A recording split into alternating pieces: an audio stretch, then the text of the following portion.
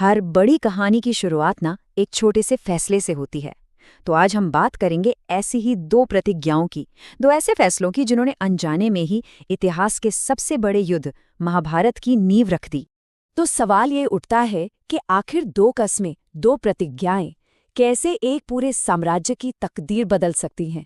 असल में ये कहानी है दो बहुत शक्तिशाली रानियों की, जिनके निजी फैसलों ने एक पूरे राजवंश को युद्ध की आग में धकेल दिया। तो एक राज्य को चाहिए उत्तराधिकारी, और यही थी हस्तिनापुर की सबसे बड़ी राजनीतिक उलझन। कहानी की शुरुआत होती है हस्तिनापुर के राज सिंहासन से, जहां इस बात पर एक गहरा संकट छाया हुआ है कि अगला राजा कौन बनेगा। अब देखिए, राजगद्दी पर बैठे तो थे छोटे भाई राजा पांडु, जो एक महान विजेता थे। लेकिन उनके बड़े भाई थे धृतराष्ट्र, जो जन्म से ही देख नहीं सकते थे, और बस इसी वजह से सिंहासन पर उनका हक छीन लिया गया था। ये दर्द उन्हें हर पल महसूस होता था। और इसी माहौल में राजमाता सत्यवती को वंश की चिंता सता रही थी। उन्होंने भीष्म पर जोर डाला कि जल्द से जल्द राजकुमारों का विवाह करवाया जाए। आखिर राजवंश का भविष्य भी तो सुरक्षित करना था। और यहीं से कहानी लेती है पहला मोड़, गांधारी की अंधकार की प्रतिज्ञा। ये एक चुनाव था, भक्ति और बलिदान का। तो हुआ ये कि वंश को आगे बढ़ाने के लिए नेत्रहीन राजकुमार धृतराष्ट्र के लिए एक पत्नी की तलाश शुरू हुई, और ये तलाश खत्म हुई गांधार की राजकुमारी गांधारी पर। तो भीष्म ये रिश्ता लेकर गांधार पहुंचे।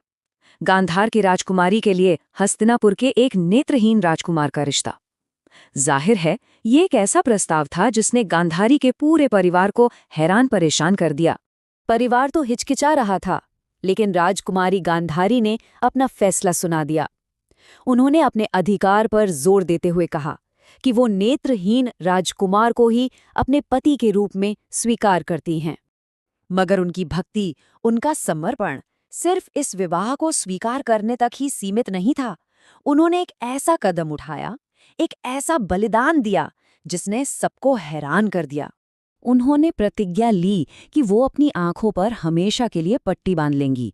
उनका मानना था कि एक पत्नी का धर्म है कि वो अपने पति की दुनिया को पूरी तरह से अपनाए।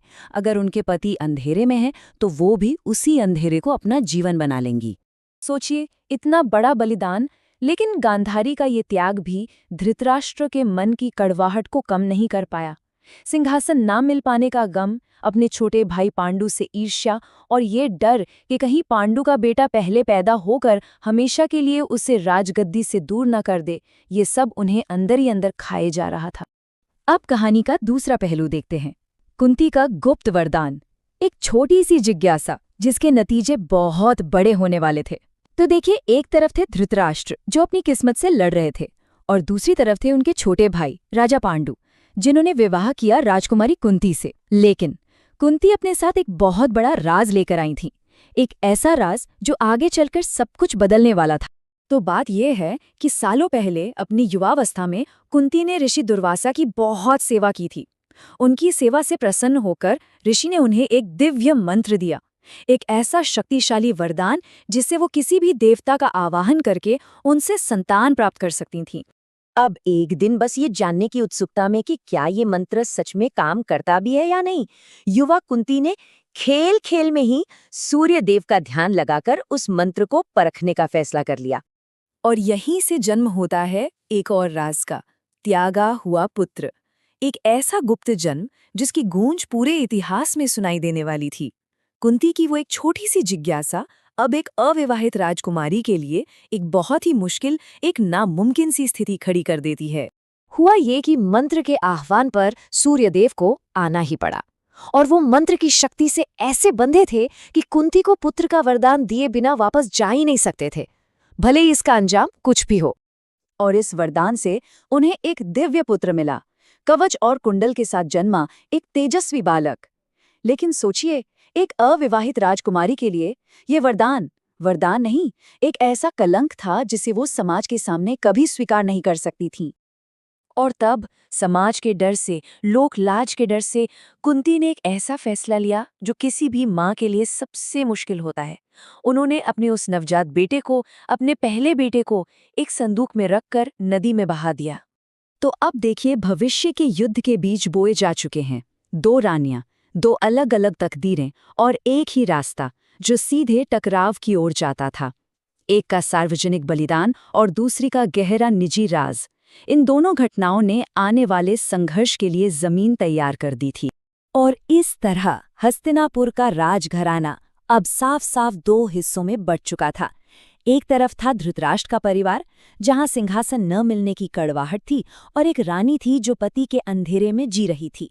और दूसरी तरफ था पांडु का घराना, जहां एक रानी एक बहुत बड़ा सच अपने सीने में दबाए हुए थी और जिसका पहला उत्तराधिकारी पैदा तो हो चुका था, लेकिन दुनिया की नजरों से ओझल था।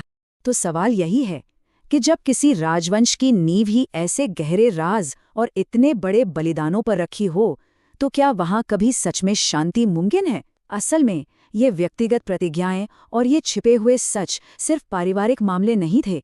नहीं, यही तो वो चिंगारियां थीं जिनसे आगे चलकर उस महायुद्ध की आग भड़की जिसे हम महाभारत के नाम से जानते हैं।